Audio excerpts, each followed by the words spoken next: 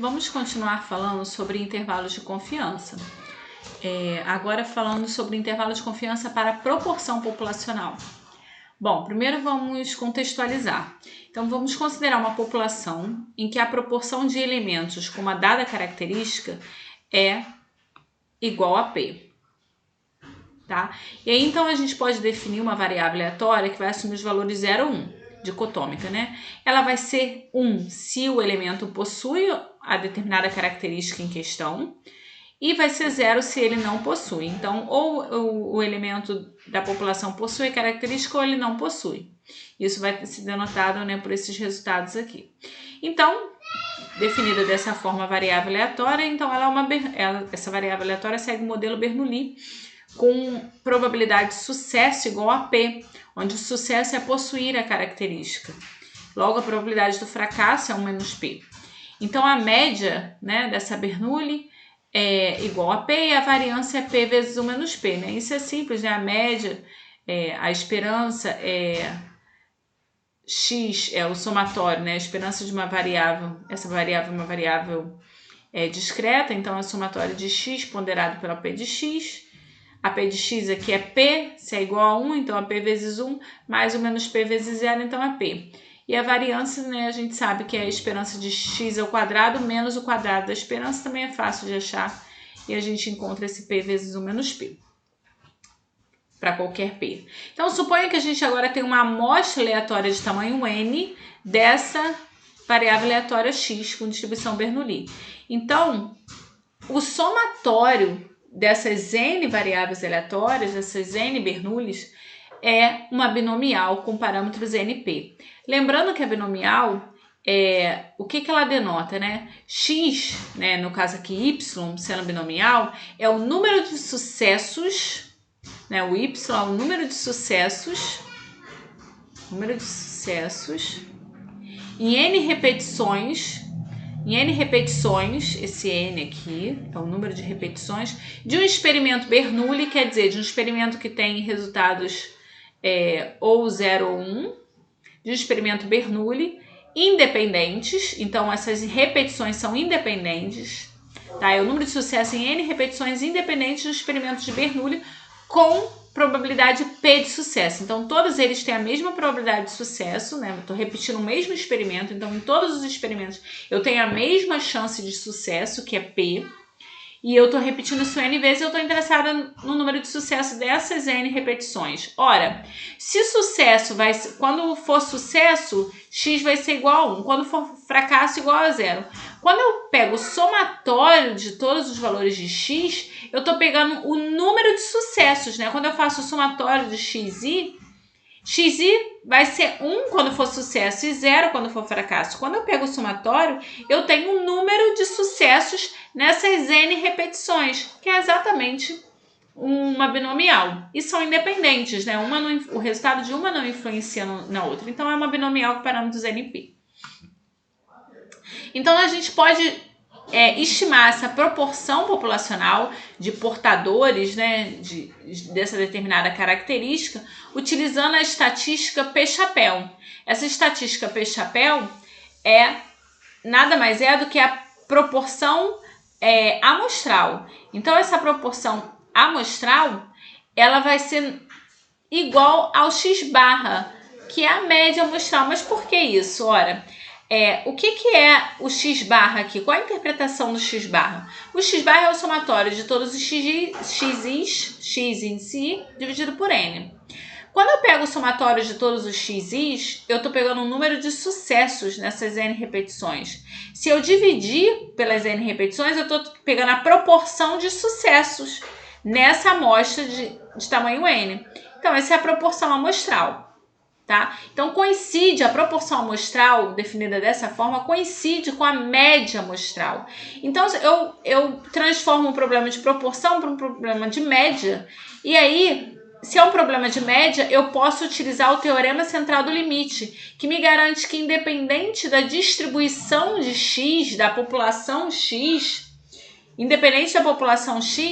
eu tenho que a média amostral tem distribuição assintoticamente normal, com a mesma média da população original, lembrando que a média da população original é P, e com a variância da população original dividida por N. A variância da população original é P vezes 1 menos P dividido por N. Tá? Então, esse resultado aqui é do teorema central do limite.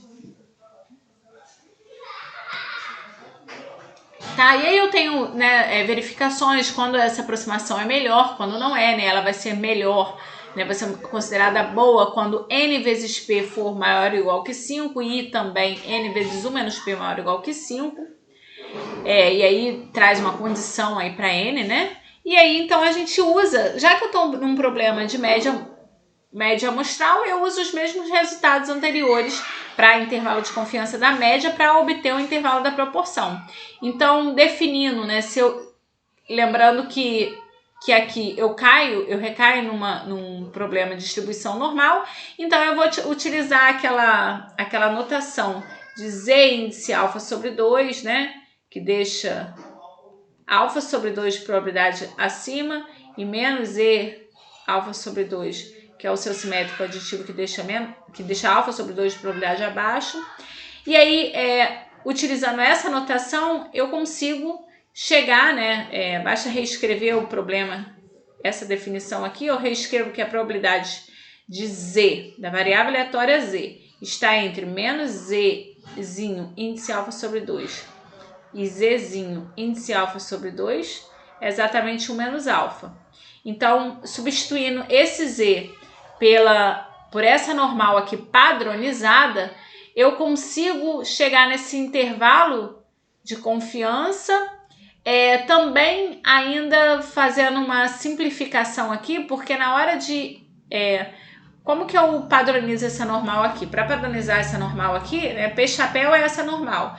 Então, padronizar é P chapéu menos a sua média, dividido pelo seu desvio padrão. Quem é o desvio padrão? A raiz da variância. Essa daqui é a variância, então toma raiz, né? Aqui tem um N aqui. Esse aqui é a normal 0,1. Então, quando eu substituo essa quantidade aqui dentro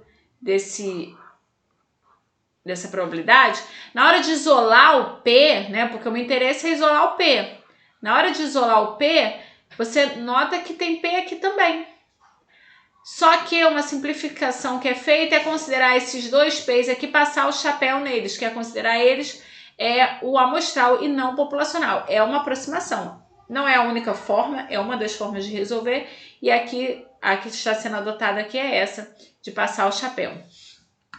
Então, para conseguir isolar, né, porque senão a gente não conseguiria isolar o P aqui, para conseguir isolar faz essa simplificação e aparece esse termo aqui, que é o termo de erro, né? Esse aqui é o erro do intervalo de confiança, fica P chapéu menos o erro, P chapéu mais o erro, note que o erro aqui é igual.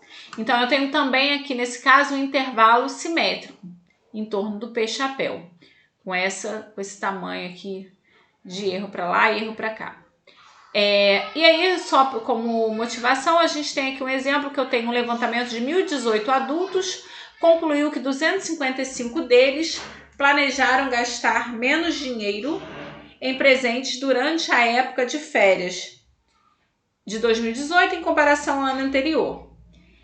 Qual a estimativa da proporção de todos os adultos que planejaram gastar menos dinheiro em presente durante a época de férias de 2018. Então, aqui a primeira coisa é saber essa proporção amostral. A proporção amostral vai ser dada por 255, que é o número que planejaram gastar menos, dividido por 1.018. Isso vai me dar um total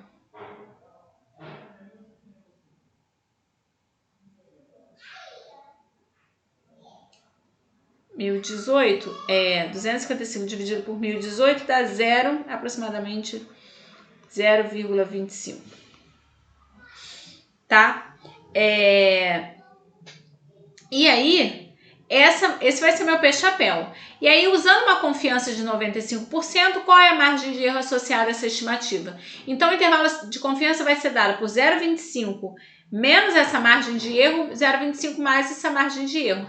A margem de erro é dada por Z inicial alfa sobre 2. A gente sabe que para 95% o Z alfa sobre 2, que é essa quantidade aqui que a gente encontra lá na tabela, é 1,96, que é o que deixa 0,25 de probabilidade para cima e 0,25 de probabilidade para baixo, vezes a raiz P chapéu, 0,25. 1 menos P chapéu, 0,75. Dividido por raiz de N. Quem é o N aqui? 1018. Então, basta calcular essa continha aqui, que é a margem de erro que a gente está associada a essa estimativa. Então, esse é o intervalo de confiança para a proporção populacional.